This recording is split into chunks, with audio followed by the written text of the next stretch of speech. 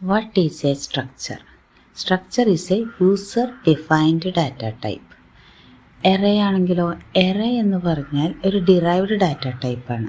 എറേയിൽ ഒറ്റ പേരിൽ multiple datas store ചെയ്യാം. Multiple datas of same type.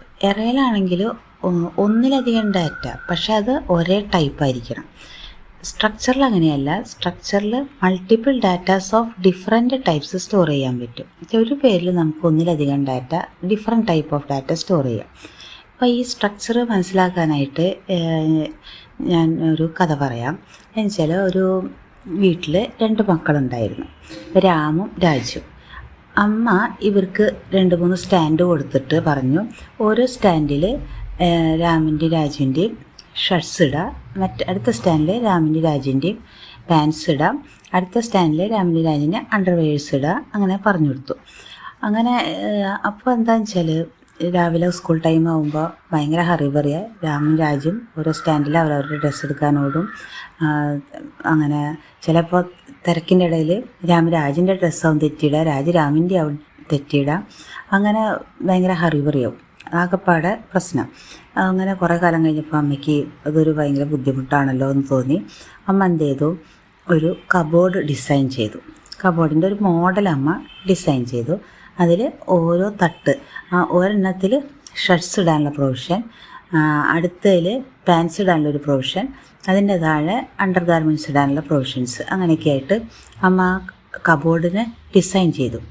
അപ്പം എന്നിട്ട് ഈ കബോർഡ് എൻ്റെ ഡിസൈൻ കൊണ്ട് കബോർഡ് നിർമ്മിക്കുന്ന ആളെടുത്തിട്ട് പറഞ്ഞു, എനിക്കിതുപോലെ 2 കബോർഡ് നിർമ്മിച്ച് തരണമെന്ന് പറഞ്ഞു. അങ്ങനെ ഈ അമ്മ ഡിസൈൻ ചെയ്ത മോഡലിൽ 2 കബോർഡ് മേടിച്ചു കൊണ്ടുവന്നു.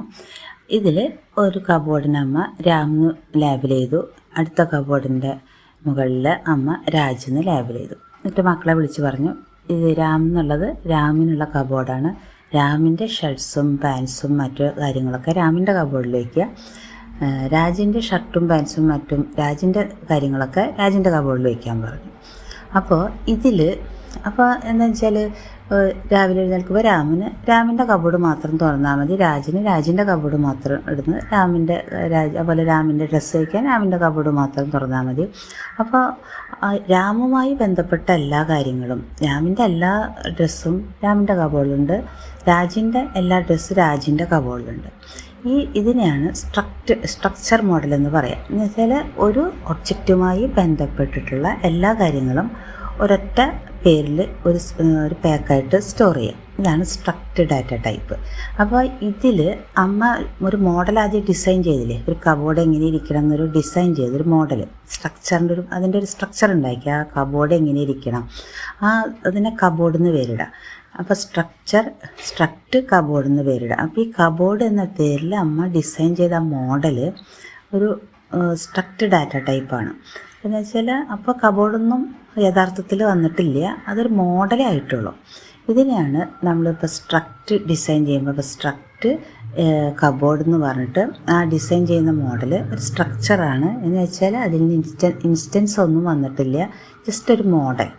ഇനി അമ്മ ഈ മോഡൽ ഉപയോഗിച്ചിട്ട് രാമെന്നും രാജെന്നും 2 പേരിൽ കബോർഡ്സ് നിർമ്മിച്ചാൽ അത് യഥാർത്ഥത്തിൽ എക്സിസ്റ്റായി. അപ്പോൾ അതിൻ്റെ ഇൻസ്റ്റൻസ് എന്ന് പറയും. ഈ കബോർഡിൻ്റെ ഇൻസ്റ്റൻസാണ് രാജ് എന്നുള്ള കബോർഡ്സ്. അപ്പോൾ കബോർഡ് രാജ് എന്ന് പറഞ്ഞാൽ രാം എന്ന പേരിലും രാജ് എന്ന പേരിലും ഈ മോഡലിൽ നിന്ന് 2 കബോർഡ് യഥാർത്ഥത്തിൽ ക്രിയേറ്റായി. അതാണ് ഈ സ്ട്രക്ചർഡ് ഡാറ്റ ടൈപ്പിൽ നമ്മൾ ആദ്യം ഈ ഡാറ്റ ടൈപ്പ് ക്രിയേറ്റ് ചെയ്യും. അതാണ് ഈ മോഡൽ. അപ്പം അങ്ങനെ ക്രിയേറ്റ് ചെയ്യുമ്പോൾ അതൊരു മോഡലേ ആയിട്ടുള്ളൂ, അത് ശരിക്കും എക്സിസ്റ്റ് ആയിട്ടില്ല.